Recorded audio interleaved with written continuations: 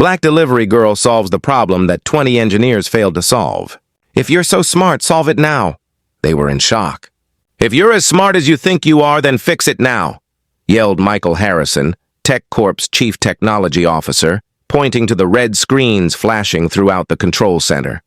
The system had crashed completely 3 hours ago, paralyzing operations for dozens of client companies. KESHA Williams, only 24 years old, was there just to deliver the lunch Michael had ordered through the app. Her thermal backpack was still slung over her shoulder when she dared to comment on the error code she saw on the main screen. A comment that made all the engineers stop working and look at her as if she had spoken in an alien language. "Sorry, but that error is caused by a cache memory conflict," she said simply as she placed the order on the table. "You tried to reboot the primary server without clearing the pending transaction buffer." The silence that followed was deafening. 20 engineers from top universities, some with 6-figure salaries, were confronted by a black food delivery girl who had identified in seconds what they had been unable to solve in hours. "Very funny," Michael laughed sarcastically, his voice dripping with condescension. "I bet you didn't even finish high school. How about you go back to your deliveries and leave the real work to those who understand it?" The other engineers chuckled, some shaking their heads in disdain. David Park, the senior engineer, crossed his arms and said, "Girl, this isn't like fixing a broken microwave. This is an infrastructure system that moves millions of dollars." KESHA stood motionless, her brown eyes maintaining a calmness that contrasted sharply with the chaos around her. There was something in that look, an almost dangerous serenity that suggested she knew something they didn't. "All right," she replied in a soft voice, adjusting the strap of her backpack. "But when you find out that I'm right, and the system is back up and running in exactly 2 minutes after you follow my suggestion, remember this moment." Michael let out a loud, exaggerated laugh. 2 minutes? Honey, that system has been down for 3 hours. We have a team of 20 experts trying to fix it. "You really think a food delivery girl is going to teach us something?" KESHA smiled slightly. A smile that didn't reach her eyes, but carried a weight that made some of those present feel inexplicably uncomfortable. It was as if she was keeping a secret too powerful to be revealed before the time was right. If this story of prejudice and underestimation touched your heart, don't forget to subscribe to the channel to find out how a simple lunch delivery would become the catalyst for a revolution that no one would ever forget. Michael Harrison couldn't get that moment out of his head. 3 days had passed since the black delivery woman had dared to correct him in front of his entire team. And worst of all, she was right. The system had returned to normal exactly 2 minutes after they followed her suggestion. But Michael wasn't the kind of man who would allow himself to be humiliated by someone he considered inferior. With a degree from MIT, 15 years of experience in technology, and a salary of $200,000 a year, he simply couldn't accept that a simple food delivery girl knew something he didn't. "I got her name," said David Park, entering Michael's office with a mischievous smile. "KESHA Williams, 24 years old, works for 3 different delivery apps, lives on the east side of town. And here's the interesting part." David paused dramatically. "She dropped out of college in her 3rd year of a computer science degree." Michael raised his eyebrows. "Interested? Dropped out? Why?"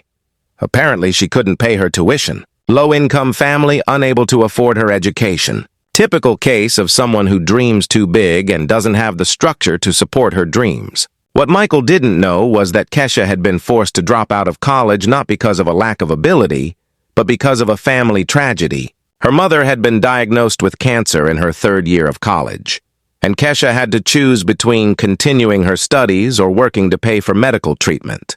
The choice was obvious. For 2 years, she worked 3 different jobs during the day and studied programming on her own during the early hours of the morning. Her desk was a cardboard box in the room she shared with her mother, and her computer lab was a used laptop she had bought with borrowed money. "You know what bothers me," Michael continued, turning his chair to look out the 23rd floor window. "People like her think they can come into our world and talk to us as equals. She doesn't understand that there's a hierarchy, a natural order of things," David laughed, sharing the same mindset. "Exactly.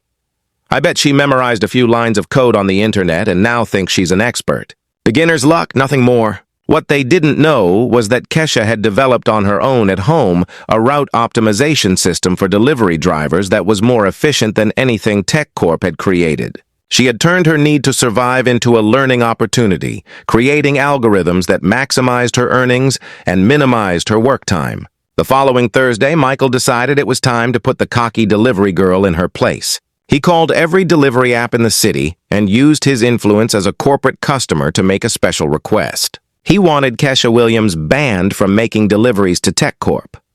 Allegations of inappropriate behavior and disrespect toward customers. He lied to the supervisors. As the chief technology officer of one of the largest companies in the city, I cannot allow disrespectful employees to continue providing services here. In less than 24 hours, KESHA received 3 notifications. Her account had been suspended on the 3 apps she used for work. No detailed explanation, no right to defend herself, no source of income. Sitting in her kitchen, staring at her mother's medical bills piled on the table, KESHA felt a mixture of anger and determination she hadn't experienced in a long time. Her hands trembled slightly as she reread the suspension messages, but it wasn't fear that caused the tremor. "Honey, what's wrong?"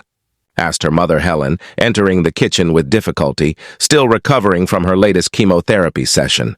"Nothing, Mom, just a problem at work. I'll take care of it." KESHA hugged Helen gently, feeling the fragility of the body that had fought so hard to stay alive. "I'll fix everything." That night, KESHA turned on her old laptop and started doing something she hadn't done in a long time.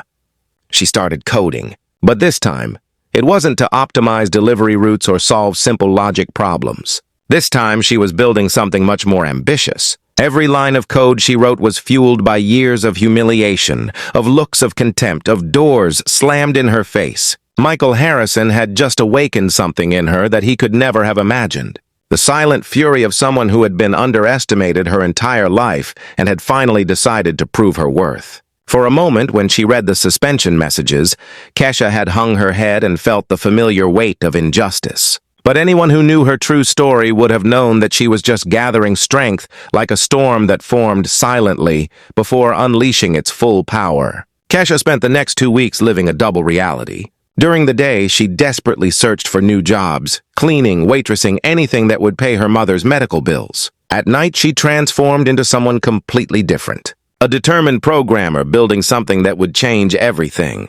What Michael Harrison didn't know was that his attempt to destroy KESHA's life had created the perfect fuel for something much bigger. Every no she received in job interviews, every pitying look from employers, every unpaid bill became another line of code in the system she was developing. "Honey, you've hardly slept," Helen said, watching KESHA typing frantically at 3 in the morning. "What project is that?" "Something that will change our lives, Mom. Trust me." At TechCorp, Michael was celebrating his victory over the inconvenient delivery girl. During a meeting with his team, he couldn't resist telling the story as if it were a funny anecdote.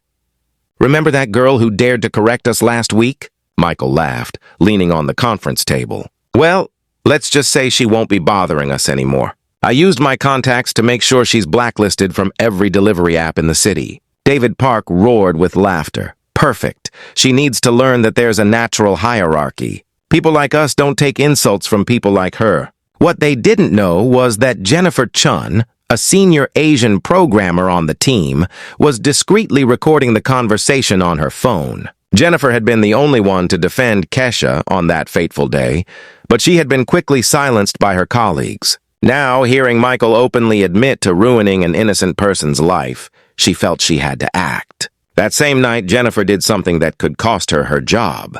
She tracked KESHA down through social media and sent her a private message. "Hi, KESHA. I'm Jennifer. I work at TechCorp. I was there the day you solved our system problem. I need to tell you some things about what Michael did to you. Can we talk?" When KESHA received the message, she initially hesitated. It could be a trap. But something in the sincerity of Jennifer's words made her agree to meet her at a discreet coffee shop in the city center. "He really did that?"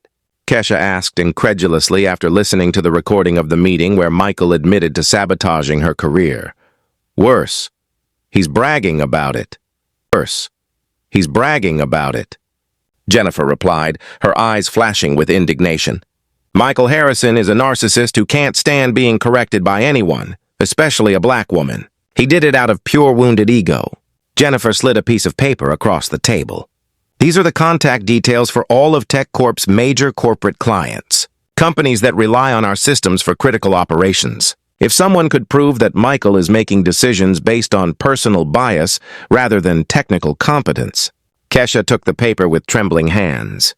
Why are you helping me? You don't even know me. Because I've been where you are. Jennifer sighed. 3 years ago, Michael tried to fire me after I corrected a mistake he made in an investor presentation. The only difference is that I had union protection and a lawyer. You didn't have that luck, but maybe we can create our own justice. That night, KESHA worked with renewed energy. Now, she wasn't just building a system, she was building a trap. Her project had evolved into something much more ambitious, a security vulnerability analysis platform that could scan any corporate system and identify critical flaws in real time. But the real genius lay in what she had discovered during her sleepless nights of research. TechCorp had dozens of critical vulnerabilities in its own systems, flaws that Michael and his team of 20 engineers had failed to detect, but which she had mapped out completely. Over the next week, KESHA began implementing the first phase of her plan. Using information Jennifer had provided, she created fake social media profiles and began connecting with CTOs and chief technology officers at TechCorp top client companies. Her strategy was elegant in its simplicity. She offered free security audits to companies that relied on outsourced systems. Nothing illegal, nothing unethical, just a talented young woman offering her services to identify vulnerabilities that could put companies at risk. What these companies didn't know was that many of the vulnerabilities KESHA would find in their systems came directly from flaws in the products and services provided by TechCorp. How's the project going? Helen asked one evening, watching her daughter finally relax after 2 weeks of intense work. Better than I expected, Mom. Much better. KESHA smiled, but there was something different about that smile. It was no longer the expression of a desperate young woman trying to survive. It was the smile of someone who had found her true strength. At that same moment, across town, Michael Harrison received the first of many phone calls that would change his life forever. The CTO of Megacorp, one of TechCorp's largest clients, was on the line. Michael, we need to talk urgently. We've received an independent security report that shows critical flaws in all the systems you implemented for us. Flaws that you assured us didn't exist. Michael felt a chill run down his spine. There must be some mistake, Mr. Rodriguez. Our systems have passed every check. The report is from a security expert named KESHA Williams. Do you know her? The phone almost slipped out of Michael's hand. KESHA Williams. KESHA Williams, the delivery girl he had destroyed, was back, and apparently she wasn't delivering food anymore. Michael, are you still there? Yes, I'll look into it right away. When Michael hung up the phone, his hands were shaking slightly. It wasn't fear that caused the tremor, not yet. It was the growing realization that maybe, just maybe, he had seriously underestimated someone he should have left alone. But what Michael didn't know yet was that this phone call was only the first in a carefully orchestrated series. KESHA wasn't just attacking a TechCorp client. She was preparing a systematic exposé that would reveal years of technical negligence, decisions based on prejudice, and incompetence masquerading as authority. While Michael struggled to understand how a simple delivery girl had gained access to such detailed information about vulnerabilities that his own team hadn't detected, KESHA was 3 steps ahead, implementing the second phase of a plan that would turn his public humiliation into a lesson Michael Harrison would never forget. For a moment, when he saw the name KESHA Williams on his computer screen, Michael felt a twinge of something that could have been recognition or perhaps even regret. But anyone who knew the true nature of justice knew that some mistakes are too big to be corrected with simple apologies, and that sometimes the only language people like Michael understand is one spoken through consequences impossible to ignore. The following. Monday, Michael Harrison arrived at the office to find his secretary pale-faced and with a stack of urgent messages on her desk. "Mr. Harrison, we need to talk," she said nervously. "We've had 12 contract cancellations in the last 24 hours, all citing the same reason. Critical security flaws identified by an independent audit." Michael felt the floor drop out from under him. 12 contracts represented nearly 60% of TechCorp's annual revenue. What audit? Who authorized this? No one authorized it, sir. A consultant offered free reviews to our customers and, well, they took him up on it. The phone rang. It was Richard Goldman, CEO of Data Flow Industries, one of the company's largest customers. Michael, I'm canceling our contract immediately. This KESHA Williams found vulnerabilities that you assured us didn't exist. Even worse, I've discovered that you've known about these flaws for months and didn't tell us. Richard, there must be a misunderstanding. The misunderstanding was trusting you. This consultant showed us system logs dating back 6 months. You have exposed us to catastrophic risks and lied about it. Michael hung up, his hands shaking. KESHA Williams had access to TechCore's internal logs. How was that possible? The answer came in the form of an email. Jennifer Chun had sent a message to the entire company with a subject line, transparency and integrity. A necessary conversation. Dear colleagues, as an employee of this company for 5 years, I feel compelled to share some information that affects our professional integrity. The email went on to detail how Michael had used his position to sabotage KESHA's career out of pure prejudice, including recording the meeting where he bragged about destroying her life. KESHA Williams identified a critical problem in our systems in seconds. Our response was to humiliate her and then ruin her livelihood. Meanwhile, the same vulnerabilities she pointed out have cost us millions in security breaches over the past few months. Within 15 minutes, the email had spread throughout the company. Within 30 minutes, it was on social media. Within an hour, every tech website in the city was covering the story. Michael burst into Jennifer's office. You're fired. How dare you defame me like that? Actually, said a calm voice from the doorway, she's protected by employment laws against discrimination, and you're in serious trouble. It was KESHA, accompanied by a lawyer and 2 journalists. She was carrying a laptop and a folder full of documents. Surprised, she said with a serene smile. I'm here to do that security audit you insisted I wasn't capable of doing. Michael choked. You can't be here. Security? Call security? I didn't break in, KESHA replied calmly. I was officially hired by TechCore Board of Directors to conduct a full audit following revelations of systematic negligence. Apparently, when 12 major clients cancel contracts on the same day, shareholders start asking uncomfortable questions. The journalists turned on their cameras. One of them asked, Mr. Harrison, is it true that you used your corporate influence to sabotage the career of a qualified black employee just because she corrected you publicly? Michael looked around desperately. Jennifer was smiling discreetly. David Park had hidden in his office, and other employees were watching through the glass partitions. That's a misunderstanding, Michael stammered. KESHA opened her laptop. I can show you exactly what I found on TechCorp systems. 23 critical vulnerabilities that should have been fixed months ago. Flaws that cost the company's customers at least $4 million in losses. The screen showed detailed reports, error codes, system logs, irrefutable evidence of technical negligence. The interesting part, KESHA continued, is that these flaws were easily identifiable. Any competent programmer would have spotted them during a basic routine review. Michael felt the blood drain from his face. Our systems passed all the checks. Your checks were superficial and incompetent, KESHA said, her voice remaining perfectly calm. You prioritized speed of implementation over actual security. Exactly the kind of decisions someone would make if they were more concerned with protecting their ego than doing their job properly. KESHA's lawyer spoke up. Mr. Harrison, my client is considering lawsuits for defamation, intentional interference with contractual relations, and racial discrimination. The evidence is substantial, and the customers affected by the technical negligence, added the second journalist, are organizing a class action lawsuit against TechCorp. Estimated losses already exceed $8 million. Michael slumped in his chair. In less than a week, he had lost most of his clients, the trust of his team, and now faced lawsuits that could destroy not only his career, but also his financial stability. Why? He asked, looking at KESHA with a mixture of despair and something that could have been belated recognition. You could have just moved on. KESHA closed her laptop and looked him straight in the eye because someone needed to show that competence has no color, social class, or origin, and because people like you only learn when the consequences are impossible to ignore. As she left the room, followed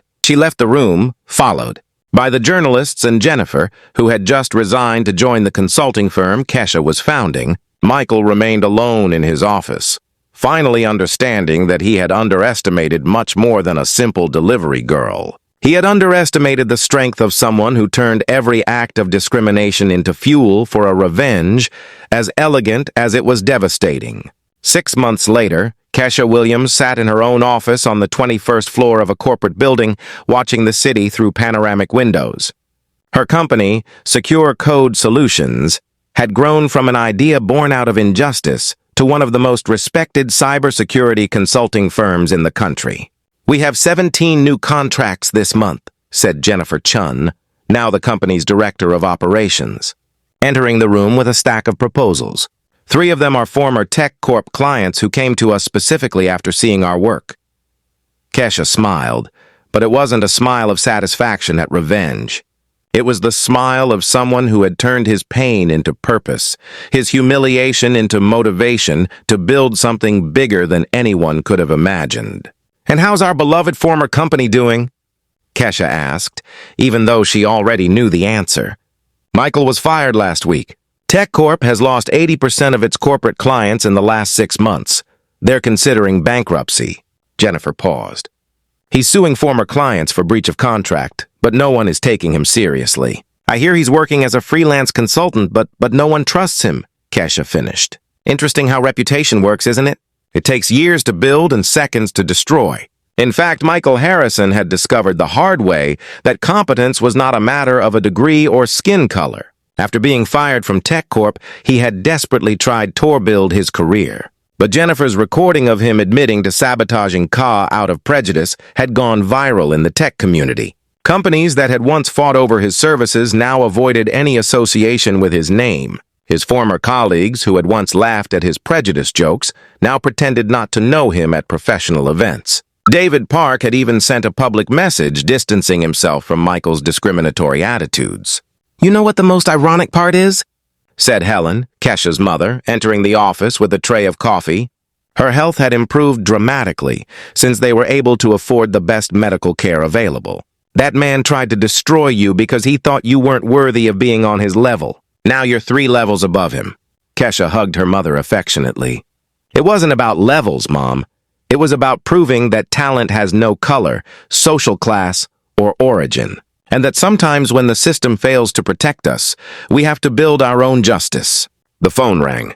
It was an invitation to speak at the National Technology Conference, the same event where Michael had been one of the keynote speakers for 5 years in a row. This time, he wasn't even on the guest list. "I'm going to accept," KESHA told Jennifer. "I want to talk about how real diversity in technology isn't just a matter of social inclusion, but of technical excellence. How many problems could be solved more quickly if companies stopped underestimating people based on appearances?" Meanwhile, across town, Michael opened yet another rejection letter for a job opening. His bank account was nearly empty. His luxury apartment had been sold to pay off legal debts, and he now lived in a small studio in the suburbs. For the first time in his life, Michael Harrison was experiencing what it meant to be judged not by his talent, but by his actions. And the consequences were far more devastating than anything he had done to KESHA. "You turned an attempt at humiliation into a show of strength," said Jennifer, watching KESHA review new client contracts. "That wasn't just revenge. It was justice." "The best revenge," KESHA replied, "is not destroying those who hurt you. It's building something so extraordinary that they realize exactly how small they were when they tried to diminish you." A year after that fateful day at TechCorp, KESHA had proven Michael right about one thing.